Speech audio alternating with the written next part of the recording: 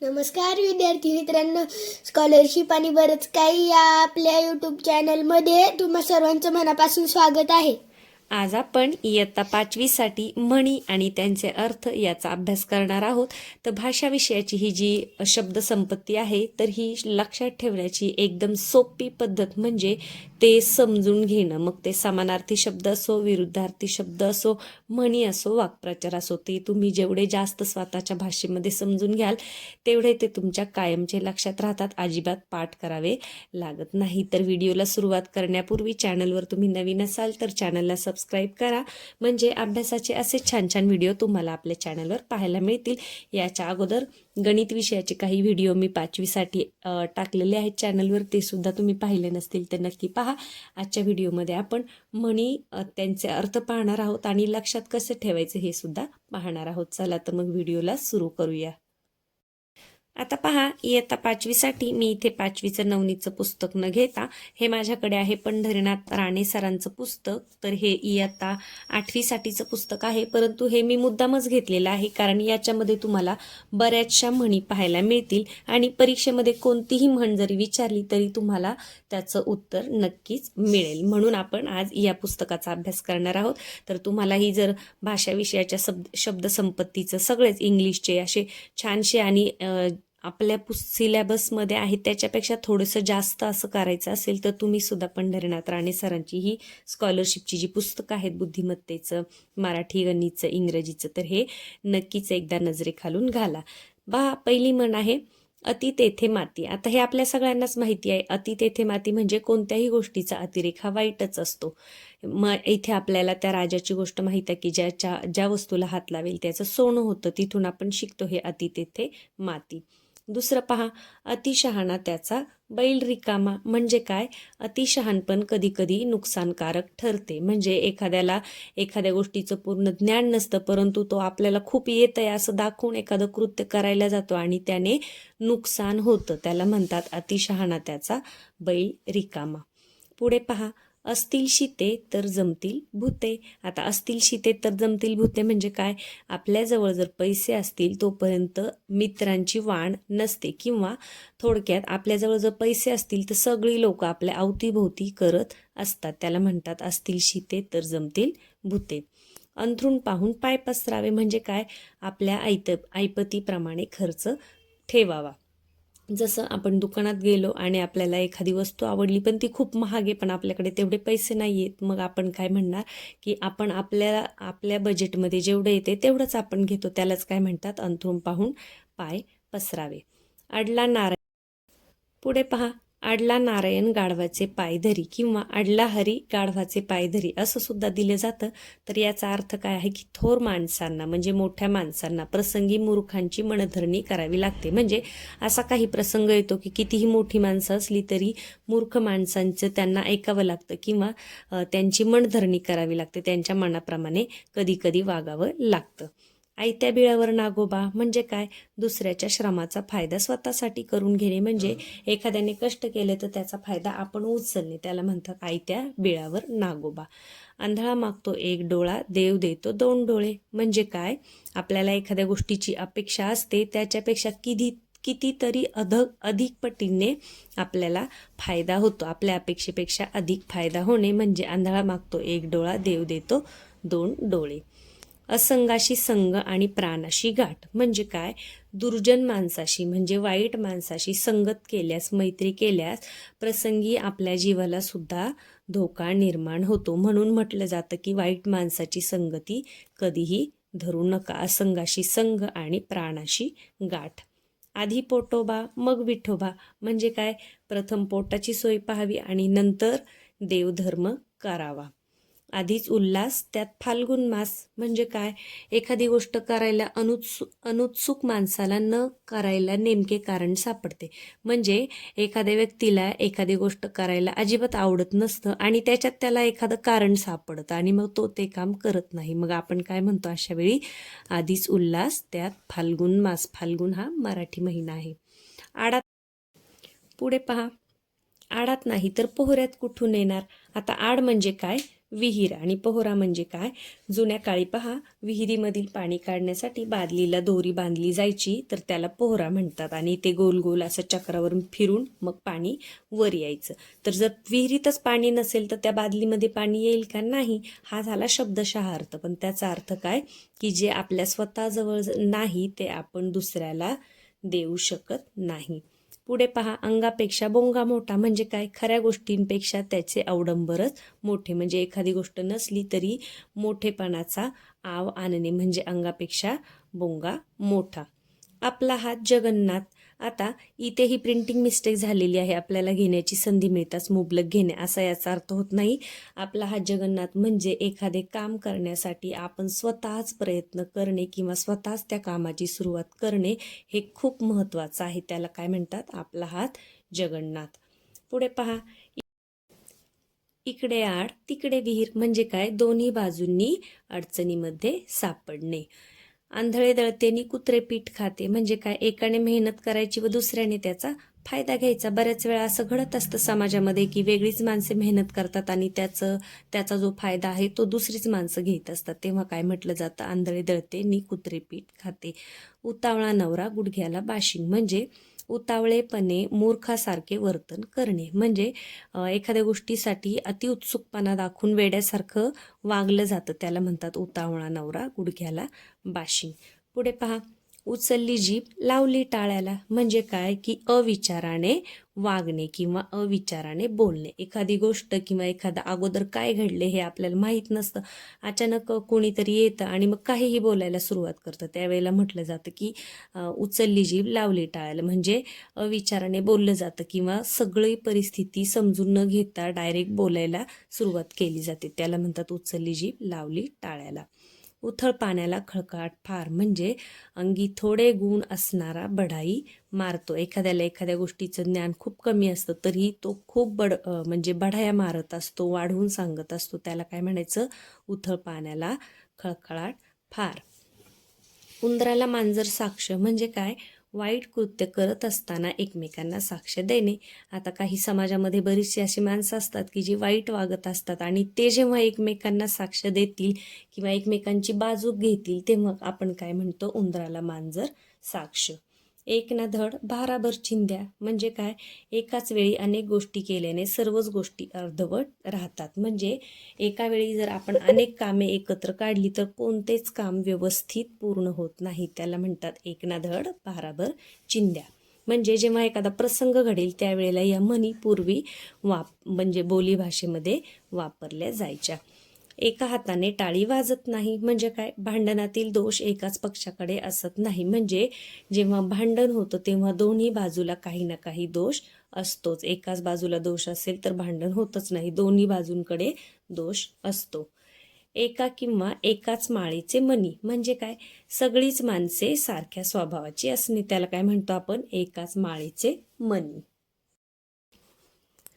पुढे पहा, ऐकावे जनाचे करावे मनाचे म्हणजे काय? जनाचे म्हणजे लोकांचे, ऐकावे लोकांचे पण करायचं काय? जे आपल्याला वाटतं तेच. अनेकांचा सल्ला घ्यायचा पण आपल्याला स्वतःला जे पटतं तेच आपण करायचे, याला म्हणतो आपण ऐकावे जनाचे करावे मनाचे. करावे तसे भरावे हे सगळ्यांनाच माहिती आहे की वाईट कृत्य करणाऱ्याला त्याचे दुष्परिणाम भोगावे लागतात. जर आपण चांगलं काम केलं तर आपल्या वाट्यालाही नेहमीच चांगल्याच गोष्टी येतात आणि वाईट काम केलं तर त्याचा परिणाम हा आपल्याला भोगावाच लागतो. कर नाही त्याला डर कशाला म्हणजे काय? निरपराधी माणूस निर्भय असतो. निर्भय म्हणजे ज्याला भय नाही असा. ज्याने काही चूकच केली नाही असा माणूस कधीही कुणालाही सामोरं जायला घाबरत नाही. पुढे पहा, कसायाला गाय धार्जिनी म्हणजे काय? दुष्ट व कठोर माणसांशी सर्व लोक नम्रतेने वागतात. एखादी व्यक्ती जर खूप कठोर असेल तर तिच्याशी सगळेच बोलताना अगदी नम्रतेने बोलतात, त्याला काय म्हणतात? कसायाला गाय धार्जिनी. काना मागून आली आणि तिखट झाली म्हणजे श्रेष्ठापेक्षा कनिष्ठ माणसाने वरचढ ठरणे. म्हणजे एखादी व्यक्ती मोठी आहे आणि तिच्यापेक्षा लहान व्यक्तीने किंवा कमी अनुभव असणाऱ्या व्यक्तीने चांगलं काम करून दाखवणे. मग अशा वेळेला कोणती म्हण वापरली जाते? काना मागून आली आणि तिखट झाली. काप गेलेनी भोके राहिली. आता काप म्हणजे काय? पूर्वी कानामध्ये जे कुड्या घातल्या जायच्या त्याला काप असं म्हणायचे. तर काप गेले म्हणजे त्या कुड्या गेल्याने फक्त कानाची भोकं जी आहेत, छिद्र जी आहेत ती शिल्लक राहिली. म्हणजे काय की वैभव जाऊन त्याच्या फक्त खुणा राहिल्या. एखादं ठिकाण असेल, तिथे पूर्वी खूप चांगलं एखादं वैभव असेल, चांगली इमारत असेल, तर ते जाऊन त्याच्या फक्त खुणा राहणे याला काय म्हणतात, काप गेलेनी भोकं राहिली. म्हणजे हरवलेली वस्तू जवळ असताना सर्वत्र शोधत राहणे. आता उदाहरणार्थ बऱ्याच वेळा असं होतं पहा, जे लोक चष्मा वापरतात, चष्मा त्यांच्या असं वरती ते डोक्याला लावून ठेवतात आणि मग घरभर ते चष्मा शोधत फिरतात. मग चष्मा कुठे असतो, त्यांच्या वरतीच असतो डोक्याला लावलेला. मग तेव्हा आपण काय म्हणणार, काखेत कळसा आणि गावाला वळसा. पुढे पहा, कामापुरता मामा. हे माहीत आहे सगळ्यांना, सोपं आहे की आपलं काम साध्य होण्यासाठी फक्त गोड गोड बोललं जातं, अशा व्यक्तीला काय म्हणतो आपण, कामापुरता मामा. कावळ्याच्या शापाने गाय मरत नाही. म्हणजे काय, शूद्र माणसांच्या निंदेने थोरांचे नुकसान होत नाही. जी मोठी माणसं असतात, जी महान असतात, तर अशा माणसांची जर एखाद्या शूद्र किंवा चांगलं काम न करणाऱ्या माणसाने कितीही वाईट बोललं, कितीही निंदा केली, तरी मोठ्या माणसांना काहीही फरक पडत नाही. तेव्हा ही म्हण वापरली जाते की कावळ्याच्या शापाने गाय मरत नाही. कुऱ्हाडीचा दांडा गोतास काळ. म्हणजे काय, आपल्याच जातीतील फितुरीमुळे आपला घात होणे किंवा घात केला जातो.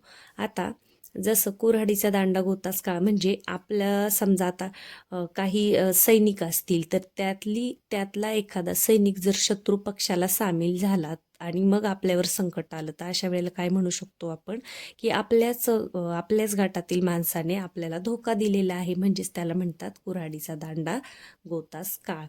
कोळसा उगळावा तितका काळाच. म्हणजे काय, वाईट गोष्ट कितीही तपासली तरी त्यातून वाईटच निघणार. तेव्हा अशी म्हण वापरली जाते की कोळसा उगळावा तितका काळाच. कोल्हा काकडीला राजी. म्हणजे काय, शूद्र माणसे क्षुल्लक गोष्टीने संतुष्ट होतात. म्हणजे एखादा माणूस असेल की ज्याला अगदी छोटीशी गोष्ट दिली तरी तो त्याच्यामध्ये समाधानी होतो. तेव्हा अशी म्हण वापरली जाते की कोल्हा काकडीला राजी. खाई त्याला खवखवे. म्हणजे काय, वाईट काम करणाऱ्याच्या मनामध्ये नेहमीच भीती असते की आपलं हे जे वाईट कृत्य आहे ते पकडलं जाईल, ते कुणाच्या तरी लक्षात येईल. त्यालाच अजून एक म्हण काय आहे, चोराच्या मनात चांदणे. पुढे पहा, बुडत्याला काडीचा आधार. कडीचा दिले इथे, काडीचा पण दिलं जातं. बुडत्याला काडीचा आधार म्हणजे संकटामध्ये थोडीशी मदत देखील महत्त्वाची वाटते. समजा एखाद्या माणसाला खूप पैशांची गरज आहे, तो सगळ्यांकडे मदत मागत आहे, अशा वेळेला प्रत्येकाने थोडी थोडी जरी मदत केली तरी देखील ती त्याच्यासाठी महत्त्वाचीच असते.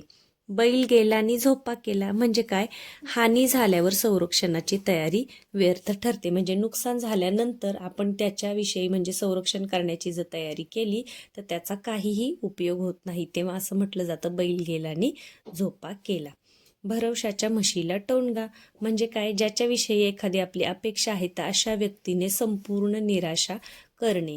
समजा एखादा खेळाडू आहे आपला आवडता आणि तो नेहमीच चांगला खेळतो, त्याच्यावर आपला विश्वास आहे, आणि एखाद्या खेळामध्ये जर त्याने चांगलं खेळलं नाही तर अशा वेळेला आपली संपूर्ण निराशा होते. भीत्या पाठी ब्रह्मराक्षस. म्हणजे काय, भित्र्या माणसावर संकटेही कोसळत राहतात. जो भिणारा माणूस असतो, जो संकटांना घाबरतो, त्याच्यावर नेहमीच संकट येतात. भीक नको पण कुत्रावर. म्हणजे काय, एखाद्याने कार्यास मदत केली नाही तरी चालेल, पण त्या कार्यात विघ्न आणू नयेत अशी स्थिती. म्हणजे समजा एखाद्याने जरी आपल्याला मदत नाही केली तरी आपली हरकत नसते, पण आपल्या कामामध्ये त्याने अडथळा आणू नये. विघ्न म्हणजे अडथळा. भुकेला कोंडा निजेला धोंडा. भुकेला कोंडा म्हणजे भूक लागल्यावर कोंडा खाणे, निजेला धोंडा म्हणजे झोपताना दगड उशाखाली घेणे. तर हा झाला शब्दशः अर्थ. म्हणजे काय, अतिशय गरज असली म्हणजे काहीही चालते. जेव्हा आपल्याला खूप जास्त गरज असते तेव्हा आपण कोणत्याही गोष्टीला नाही म्हणत नाही, किंवा जसं असेल तसं आपण ॲडजस्ट करतो. मनी वसे ते स्वप्नी दिसे. म्हणजे काय, जसा विचार असतो तशीच आपल्याला स्वप्न पडतात. मांजराच्या गळ्यात घंटा कोणी बांधावी. म्हणजे काय, जोखमीचे काम करण्यास कोणीही पुढे सरसावत नाही. मनात मांडे नि पदरात धोंडे. म्हणजे केवळ दिवा स्वप्न पाहून प्रत्यक्षात काहीही मिळत नाही, तर कोणत्याही गोष्टीसाठी आपल्याला कष्ट करावे लागतात. फक्त मनामध्ये आपण मी हे करीन, मी ते करीन असं म्हणून आपली स्वप्न पूर्ण होत नसतात, तर त्याच्यासाठी आपल्याला कष्ट हे करावेच लागतात. पुढे पहा, मुलाचे पाय पाळण्यात दिसतात म्हणजे काय हे माहिती आहे आपल्याला, की भविष्यामध्ये एखादं जे छोटं मूल असेल ते काय होणार आहे याचा अंदाज तो जेव्हा लहान असतो तेव्हा म्हणजेच बालपणी आपल्याला बांधता येतो किंवा करता येतो. मऊ सापडले म्हणून कोपराने खणू नये म्हणजे काय, एखाद्याच्या चांगुलपणाचा, चांगल्या वागण्याचा कधीही गैरफायदा घेऊ नये. यथा राजा तथा प्रजा म्हणजे प्रमुख व्यक्तीच्या वर्तणुकीचा त्याच्या हाताखालच्या व्यक्तींवर प्रभाव पडतो. म्हणजे समजा आपला एखादा जो प्रमुख असेल किंवा पुढारी असेल, तर तो जसं वागत असतो तसंच त्याच्या हाताखाली काम करणारे कर्मचारी किंवा व्यक्ती सुद्धा वागत असतात. आपल्यावर त्या व्यक्तीचा प्रभाव असतो. म्हणून तेव्हा असं म्हटलं जातं की यथा राजा तथा प्रजा. रात्र थोडी सोंगे फार म्हणजे कामे पुष्कळ असणे आणि त्या मानाने खूप थोडा वेळ असणे, अशा वेळेला म्हटलं जातं रात्र थोडी सोंगे फार. रोज मरे त्याला कोण रडे म्हणजे वारंवार घडणाऱ्या गोष्टीविषयी स्वारस्य उरत नाही. एखादी गोष्ट जर वारंवार घडत असेल तर कुणालाही त्याच्यामध्ये काही इंटरेस्ट वाटत नाही किंवा अशा व्यक्तीसाठी किंवा अशा परिस्थितीत कोणीही काही करू शकत नाही, कारण ते रोजच घडत असतं. लहान तोंडी मोठा घास म्हणजे आपली योग्यता नसताना मोठ्यांना सल्ला देणे. लेकी बोले सुने लागे, एखाद्याला उद्देशून बोलणे पण दुसऱ्याला लागेल असे बोलणे म्हणजे आपल्याला बोलायचं असतं वेगळ्याच व्यक्तीला आणि आपण बोलतो वेगळ्याच व्यक्तीला आणि मग त्या व्यक्तीला ऐकल्यावर समजतं की हे आपल्यालाच टोमणं मारत आहे म्हणून. वराती मागून घोडे म्हणजे काम पूर्ण झाल्यानंतर मदतीस येणे किंवा एखादी गोष्ट घडून गेल्यानंतर मदतीस येणे, तेव्हा असं म्हटलं जातं वराती मागून घोडे. वड्याचे तेल वांग्यावर म्हणजे एकाबद्दल दुसऱ्यास दोष देणे. बऱ्याच वेळा काय होतं, समजा दोन व्यक्तींचं भांडण झालेलं असतं आणि त्याच्यामध्ये आपला काहीच रोल नसतो आणि जर आपण तिथे गेलो किंवा कुणी तिथे गेलं तर त्यांचा राग हा आपल्यावर निघतो किंवा त्या गेलेल्या व्यक्तीवर निघतो. तेव्हा आपण काय म्हणतो, वड्याचं तेल वांग्यावर काढू नका म्हणजे एकाचा दोष किंवा एकाचा राग दुसऱ्यावर काढू नका. वासरात लंगडी गाय शहाणी म्हणजे मूर्ख माणसांमध्ये थोडेसे ज्ञान असलेला शहाणा ठरतो, की सगळी माणसं मूर्ख आहेत आणि किंवा त्यांना काहीही माहीत नाही, अशामध्ये थोडंसं माहीत असलेला माणूस सुद्धा शहाणा ठरतो. तेव्हा म्हटलं जातं वासरात लंगडी गाय शहाणी. शहाण्याला शब्दाचा मार म्हणजे सुज्ञ माणूस सूचना देऊनही सुधारतो. शेंडी तुटो की पारंबी तुटो म्हणजे पक्का निश्चय करणे. एखादं काम जर एखाद्या व्यक्तीला करायचं असेल तो काय म्हणतो की काहीही हो मी हे काम करणारच. तेव्हा असं म्हटलं जातं की शेंडी तुटो की पारंबी तुटो. पुढची म्हण आहे शेरा सव्वा शेर. हे आपल्याला माहिती आहे, आपण बऱ्याच वेळा ऐकले. म्हणजे सामर्थ्यवान माणसाला गर्व उतरवणारा अधिक बलवान माणूस भेटतो. तेव्हा म्हटलं जातं शेरा सव्वा शेर. शीतावरून भाताची परीक्षा हे सुद्धा आपल्या परिचयाचं आहे, की वस्तूच्या लहानशा भागावरून संपूर्ण वस्तूची परीक्षा केली जाते. जसं भात शिजलाय की नाही हे आपण एक शीत दाबून सुद्धा ठरवू शकतो, तसं एखाद्या गोष्टीची किंवा एखाद्या वस्तूची आपण परीक्षा कशी करू शकतो, त्यातला एखादा लहानसा भागावरून सुद्धा आपण परीक्षा करू शकतो. सगळे मुसळ केरात म्हणजे मुख्य बाबीकडे दुर्लक्ष केल्यास सर्व श्रम वाया जाणे. म्हणजे आपण एखादं काम करतोय, सगळं काम होत आले आणि एखादी छोटीशी चुकीमुळे ते सगळं काम वाया जाणे, तेव्हा म्हटलं जातं सगळे मुसळ केरात. सरड्याची धाव कुंपणापर्यंत म्हणजे प्रत्येक गोष्टीची मर्यादा ही ठरलेली असते. साखरेचे खाणार त्याला देव देणार म्हणजे सुदैवी माणसाला कशाचीही उणीव पडत नाही. सुंभ जळाला तरी पीळ जात नाही म्हणजे हट्टापायी नुकसान झाले तरी त्याचा हट्टीपणा जात नाही. काही माणसं अशी असतात पहा, खूप हट्टी असतात की त्यांचं त्या हट्टामुळे खूप नुकसान होतं तरीही त्यांच्या स्वभावामध्ये थोडाही बदल होत नाही. तेव्हा असं म्हटलं जातं सुंभ जळाला तरी पीळ जात नाही. सुंठी वाचून खोकला जाणे म्हणजे उपचाराशिवाय दोष निवारण होणे. एखाद्या गोष्टीविषयी आपल्याला काही करायच्या आधी आपोआपच ते सर्व काही ठीक होणे, त्याला म्हणतात सुंठी वाचून खोकला जाणे. पुढे पहा, हलवयाच्या घरावर तुळशीपत्र म्हणजे आपली नसलेल्या वस्तूचे दान करणे किंवा परस्पर दुसऱ्याची वस्तू तिसऱ्याला देणे. एखादी व्यक्ती हजर नाहीये आणि त्याची वस्तू आपण त्याला न विचारता दुसऱ्याला देऊन टाकणे, तर याला काय म्हणतात? हलवयाच्या घरावर तुळशीपत्र. पुढे पहा, हत्ती गेला आणि शेपूट राहिले म्हणजे काय? बहुतेक सर्व कामे पूर्ण होऊन थोडंसंच काम शिल्लक राहणे. एखादं काम आपण हातात घेतले, सगळं काम झाले, पण अगदी थोडंसं काम राहिले. अशा वेळेला मग आपण काय म्हणतो? हत्ती गेला आणि आता फक्त शेपूट राहिले, म्हणजे सगळं काम झाले, फक्त थोडंसंच काम बाकी आहे. हातच्या काकणाला आरसा कशाला? म्हणजे प्रत्यक्षात दिसणाऱ्या गोष्टीला पुराव्याची गरज नसते. हाजीर तो वजीर म्हणजे वेळेवर हजर राहणाऱ्यालाच लाभ होतो. कोणत्याही गोष्टी असो, मग जो व्यक्ती तिथे हजर असतो त्यालाच त्याचा लाभ मिळतो. हातचे सोडून पळत्याच्या पाठी लागणे म्हणजे सहज साध्य असणारी गोष्ट करायची सोडून आपल्याला जी शक्य नाही त्याच गोष्टीच्या मागे लागणे, त्याला म्हणतात हातचे सोडून पळत्याच्या पाठी लागणे. तर या पद्धती पुढची म्हण पहा, खाण तशी माती म्हणजे काय? आई वडिलांप्रमाणेच त्यांच्या मुलांची वर्तणूकही असते. जसं कुटुंबामध्ये वातावरण असतं त्याच पद्धतीने ती मुलं घडत असतात. तेव्हा असं म्हटलं जातं, खाण तशी माती. खाईन तर तुपाशी नाही तर उपाशी म्हणजे काय? परिस्थितीशी जुळवून न घेता स्वतःच्या हट्टी मताप्रमाणे वागणारा. एखादी व्यक्ती अशी असते की जी परिस्थितीशी अजिबात जुळवून घेत नाही, हट्टीपणा करते, त्याला असं म्हटलं जातं, खाईन तर तुपाशी नाही तर उपाशी. खायला काळ भुईला भार. निरुद्योगी मनुष्य सर्वांना भारभूत होतो. एखादी व्यक्ती जर काहीच काम करत नसेल तर अशी व्यक्ती सर्वांनाच म्हणजे नकोशी वाटते, की ती फक्त खाते आणि बसते. मग अशा वेळेला म्हटलं जातं खायला काळ आणि भुईला भार, की जो काहीही करत नाही तो व्यक्ती कोणालाही आवडत नाही. किंवा खोट्याच्या कपाळी गोटा म्हणजे काय? वाईट काम करणाऱ्याचे नेहमीच नुकसान होते. अशा वेळेला म्हटले जातं खोट्याच्या कपाळी गोटा. गरज सरो वैद्य मरो म्हणजे काय? गरज संपल्यानंतर आपल्याला ज्याने मदत केली आहे असा म्हणजेच उपकार करता त्याला विसरणे. गरजेल तो पडेल काय आणि बोलेल तो करेल काय म्हणजे काय?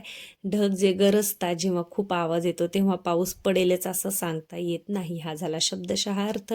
आणि याचा अर्थ आहे की केवळ बडबड करणाऱ्या माणसाकडून काहीच होत नाही.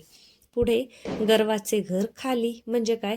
घमेंडखोर माणसावर नाचक्कीची वेळ येते. म्हणजे गर्व आणि अभिमान याच्यामध्ये फरक आहे. पहा की गर्व जर एखाद्याला खूप गर्व असेल तर कधी ना कधी त्याचा गर्व हा हरण होतोच. म्हणजे घमेंडी माणसावर नेहमीच किंवा एक ना एक वेळ अशी येते की त्याचा जो सगळा घमेंड आहे तो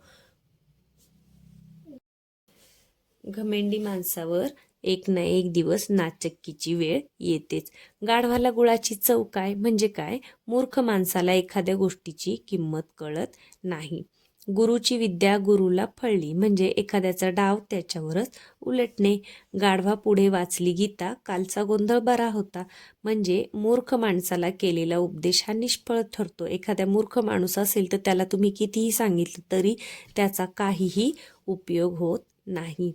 गाड्याबरोबर नळ्याची यात्रा म्हणजे मोठ्यांच्या आश्रयाने लहानांचा सुद्धा फायदा होतो. गाढवांचा गोंधळ लाथांचा सुकाळ म्हणजे काय? मूर्ख लोक एकत्र आल्यावर मूर्खासारखंच ते सगळे मिळून कृत्य करत राहतात. त्याला म्हणतात गाढवांचा गोंधळ लाथांचा सुकाळ. गोगलगाय आणि पोटात पाय म्हणजे एखाद्याचं खरं स्वरूप न दिसणे. एखादी व्यक्ती खूप गरीब आणि शांत दिसत असते परंतु प्रत्यक्षात तिचा स्वभाव तसा नसतो, तेव्हा तिच्या बाबतीत असं हे वाक्य वापरलं जातं किंवा ही म्हण वापरली जाते, गोगलगाय आणि पोटात पाय. घरोघरी मातीच्या चुली म्हणजे सर्वत्र परिस्थिती सारखीच असणे. घर फिरले म्हणजे घराचे वासेही फिरतात म्हणजे प्रतिकूल परिस्थितीत सारेच उलट वागू लागतात. समजा एखादी व्यक्ती असेल की जिच्या बाजूने समजा घरातील काही जण आहे, पण एखादी अशी वेळ येते की तेव्हा सगळेच त्या व्यक्तीच्या विरुद्ध बोलतात. मग तेव्हा काय म्हटलं जातं की घर फिरले म्हणजे घराचे वासेही फिरतात. घरचे झाले थोडे व्याह्याने धाडले घोडे म्हणजे स्वतःच आपलं काम असताना दुसऱ्याने त्याचं कामही आपल्याकडे सोपवणे. 4 दिवस सासूचे 4 दिवस सुनेचे म्हणजे प्रत्येकाला अधिकार गाजवण्याची आयुष्यामध्ये संधी मिळतेच. चोराच्या मनात चांदणे, आपण मगाशीच पाहिलं खाई त्याला खवखवे, त्याच्याचप्रमाणे चोराच्या मनात चांदणे म्हणजे वाईट काम करणाऱ्याच्या मनामध्ये नेहमी भीती असते की आपलं हे जे वाईट काम आहे ते पकडलं जाईल.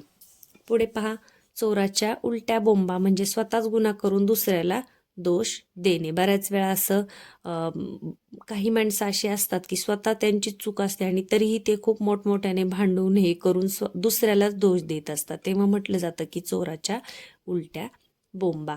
चोर सोडून संन्याशाला सुळी देणे म्हणजे खऱ्या अपराधाला सोडून निरपराध माणसाला शिक्षा देणे.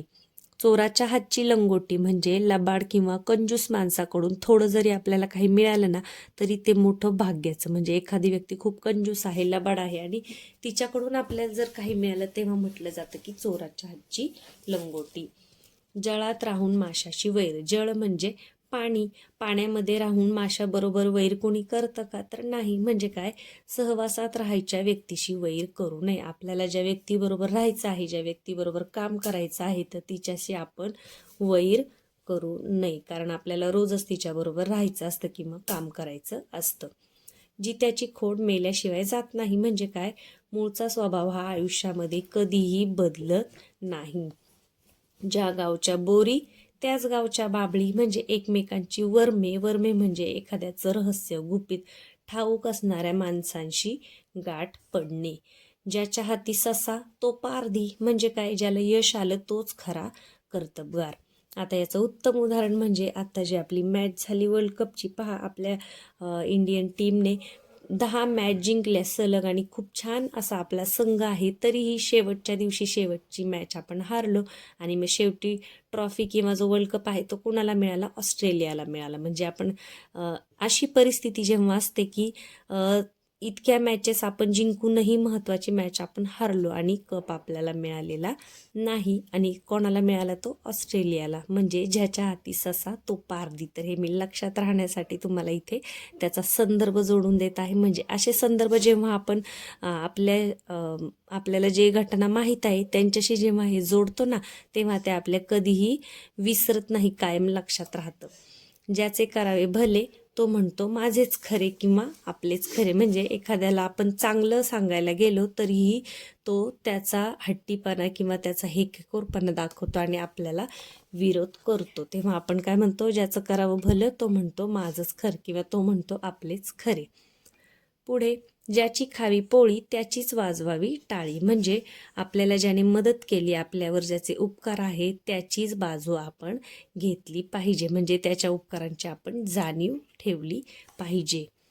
झाकली मूठ 1.25 लाखाची म्हणजे व्यंग गुप्त ठेवणेच फायदेशीर असते किंवा मौन पाळून अब्रू राखणे. त्याला काय म्हणतात? झाकली मूठ 1.25 लाखाची. पुढे पहा, टाकीचे घाव सोसल्याशिवाय दगडाला देव पण येत नाही असं आहे किंवा देव पण येत नाही असं सुद्धा दिले जातं. म्हणजे काय, कष्ट सोसल्याशिवाय कोणालाही मोठेपणा हा प्राप्त होत नाही. डोळ्यात केर आणि कानात फुंकर म्हणजे रोग एका जागी पण इलाज दुसऱ्या जागी. तळे राखी तो पाणी चाकी म्हणजे स्वाधीन केलेल्या गोष्टींचा थोडा तरी फायदा एखादी व्यक्ती घेतेस. याला म्हणतात तळे राखी तो पाणी चाकी.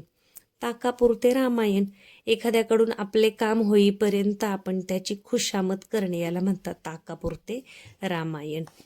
तेरड्याचा रंग 3 दिवस म्हणजे एखाद्या गोष्टीचे नाविन्य हे अल्पकाळ टिकते. तर यालाच समानार्थी म्हण कोणती आहे? नव्याचे 9 दिवस.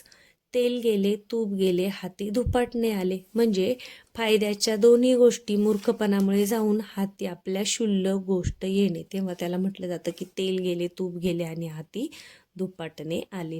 थेंबे थेंबे तळे साचे हे आपल्याला माहिती आहे की थोड्या थोड्या बचतीचा कालांतराने मोठा संचय होतो. दगडापेक्षा वीट मऊ म्हणजे मोठ्या संकटापेक्षा लहान संकट आपल्याला बरं वाटतं. खूप मोठ्या संकटापेक्षा एखादं लहान संकट असेल तर आपण त्याचा सामना करतो. अशा वेळेला काय म्हटलं जातं की दगडापेक्षा वीट मऊ. पुढे पहा, दाम करी काम. दाम म्हणजे पैसा. म्हणजे काय, पैशाने सर्व कामे साध्य होतात. दिव्याखाली अंधार म्हणजे मोठ्या माणसांमध्ये देखील काहीतरी दोष असतातच. दुरून डोंगर साजरे म्हणजे दुरून दिसणाऱ्या गोष्टींचे खरे स्वरूप जवळून समजते. लांबून आपल्याला सगळं चांगलं दिसतं, परंतु जवळ गेल्यावर किंवा प्रत्यक्ष पाहिल्यावर सगळं तसे असेलच असे नाही. दुष्काळात 13वा महिना म्हणजे अगोदरच संकट असतं आणि त्याच्यामध्ये अजून भर पडते, तेव्हा त्याला म्हटलं जातं की दुष्काळात 13वा महिना. दुभत्या गाईच्या लाथा गोड. दुभती गाय म्हणजे दूध देणारी गाय. आता दूध देणारी गाय जर असेल आणि तिने कितीही लाथा मारल्या तरी जो शेतकरी आहे किंवा ज्याची गाय आहे तो तिला हुसकून देईल का किंवा तिची काळजी घेणार नाही का, तर तसं होत नाही. हा झाला शब्दशः अर्थ. पण त्याचा अर्थ काय आहे की एखाद्या व्यक्तीपासून जर आपला फायदा होत असेल तर आपण त्याचा त्रास सहन करतो. एखाद्या व्यक्तीपासून आपल्याला फायदा होत असेल तर त्याने दिलेला त्रासही आपण सहन करतो, त्याच्याकडे दुर्लक्ष करतो. तेव्हा काय म्हटलं जातं, दुभत्या गाईच्या लाथा गोड. देश तसा वेश म्हणजे परिस्थितीनुसार वागणे. दे माय ढरणी ठाय म्हणजे पुरेसे होणे. देव तारी त्याला कोण मारी म्हणजे देव पाठीराखा असल्यावर कोणाचेही नुकसान होत नाही.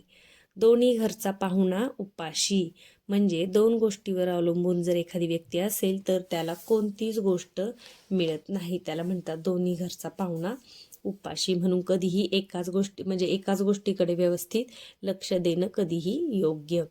दोघांचे भांडण तिसऱ्याचा लाभ. हे माहिती आहे सगळ्यांना की दोघांच्या वादामध्ये तिसऱ्या व्यक्तीचा फायदा होणे. तर अशा वेळेला आपण लहानपणी गोष्ट ऐकलेली आहे दोन बोक्यांची की जे लोण्याच्या गोळ्यासाठी लढत असतात आणि मग माकड येतं आणि समान भाग करण्याच्या ह्याच्यामध्ये सगळं लोणी माकडच खाऊन टाकतं. तेव्हा ही म्हण तिथे पहिली.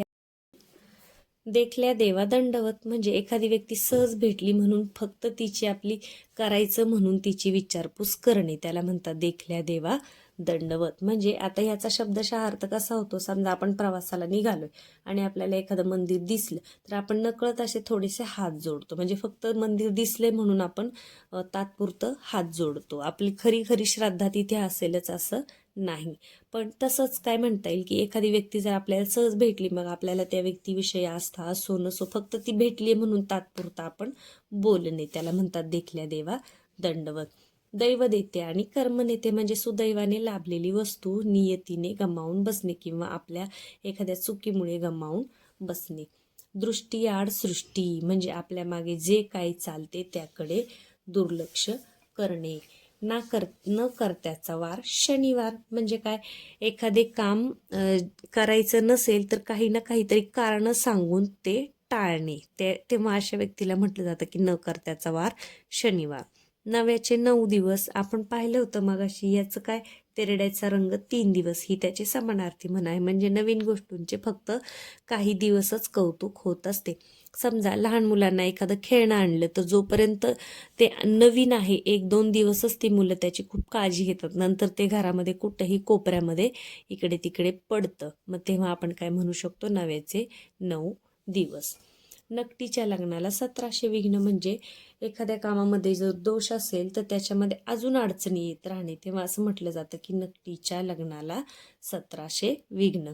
नाचता येईना अंगण वाकडे म्हणजे काय, उणिवा म्हणजे कमीपणा झाकण्यासाठी दुसऱ्या वस्तूला नावे ठेवणे. म्हणजे आपल्याला एखादं जमत नसतं पण उगाचच दुसऱ्या कशाला तरी नावं ठेवणं, त्यामुळे मला जमत नाही असं सांगणं. तेव्हा असं म्हटलं जातं की नाचता येईना अंगण वाकडे. नावडतीचे मीठ आळणी. आता मीठ कधी आळणी असतं का, नाही. मग नावडतीचे मीठ आळणी म्हणजे एखादी व्यक्ती जर आपल्याला आवडत नसेल आणि त्याने कितीही चांगलं काम केलं तरीही आपल्याला ते काम पटत नाही किंवा त्या गोष्टीला नावच ठेवली जातात. नाव मोठे लक्षण खोटे म्हणजे भपका मोठा पण वस्तुस्थिती नेमकी उलटी. म्हणजे फक्त मोठेपणाचा आव आणणे, मोठेपणा दाखवणे पण प्रत्यक्ष परिस्थिती वेगळी असणे. नाव सोनूबाई हाती कतलाचा वाळा म्हणजेच नाव मोठे पण कर्तृत्व कमी प्रतीचे. नाक दाबले की तोंड उघडते म्हणजे अडवणूक करून काम साधले जाते. नाकापेक्षा मोती जड म्हणजे मालकापेक्षा नोकर शिरजोर असं सुद्धा म्हणू शकतो किंवा आपल्या कुवतीपेक्षा अवघड कामगिरी स्वीकारणे असं सुद्धा त्याचा अर्थ होतो. नवी विटी नवे राज्य. विटी दांडू पहिले मुलं खेळायचे, पहा आता फार कमी झालेला आहे हा खेळ. तर नवी विटी नवे राज्य म्हणजे सगळीच परिस्थिती नवीन असणे. पदरी पडले आणि पवित्र झाले म्हणजे स्वीकारलेल्या बाबीला नावे न ठेवता समाधान मानणे. एखादी गोष्ट जर आपल्या वाट्याला आलेली असेल तर तिच्याविषयी तक्रार न करता आपण आपलं काम चालू ठेवणे किंवा समाधान मानणे. पळसाला पाने तीनच म्हणजे कुठेही गेलं तरी मनुष्य स्वभाव हा सारखाच असतो. पाचामुखी परमेश्वर म्हणजे पुष्कळ लोक जे बोलतात तेच आपण बऱ्याच वेळा खरं मानतो. पी हळद अन हो गोरी म्हणजे काय, एखाद्या कृतीचा त्वरित लाभ मिळावा अशी अपेक्षा करणे. एखादं कृत्य असतं किंवा एखादं आपण जर काम केलं तर त्याचा लगेचच आपल्याला फायदा झाला पाहिजे असं आपल्याला वाटतं. पालथ्या घागरीवर पाणी म्हणजे एखाद्याला केलेला उपदेश वाया जाणे. पुढच्याच ठेच मागचा शहाणा म्हणजे काय, दुसऱ्याच्या अनुभवातून आपण धडा घेणे. पुराणातील वांगी पुराणात म्हणजे काय, उपदेशाप्रमाणे वर्तन नसणे. समजा आपल्याला कितीही चांगलं माहीत आहे किंवा आपण कितीही चांगलं एखाद्याला सांगतोय, उपदेश करतोय, पण आपण स्वतः मात्र त्याप्रमाणे वागत नाही.